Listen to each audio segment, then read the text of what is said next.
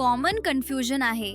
Waxing आणि laser यात नेमका फरक काय? वॅक्सिंगमध्ये केस वर वर उखडले जातात, म्हणजे केस परत येणारच असतात.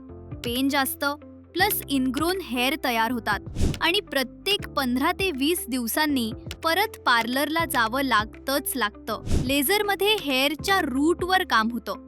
रूट वीक झालं की केस कमी, पातळ आणि हलके दिसायला लागतात. पेन खूपच कमी आहे, प्लस इनग्रोन हेअर जवळपास थांबतात आणि काही सेशन्स नंतर हेअर ग्रोथ खूपच कमी होऊन जाते.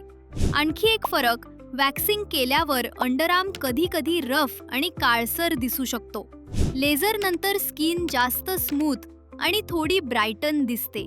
म्हणजेच काय तर शॉर्ट टर्म सोल्युशन हवं तर वॅक्सिंग आणि लॉंग टर्म स्मूथ स्किन आणि कमी हेअर ग्रोथ हवी असेल तर लेझर हा स्मार्ट पर्याय आहे. जर वॅक्सिंग पेन आणि परत केस येणं कंटाळवाणं वाटत असेल तर एकदा लेझर ट्रीटमेंट करून बघा. DM करा किंवा न्यू रूट्स छत्रपती संभाजीनगर क्लिनिकला भेट द्या.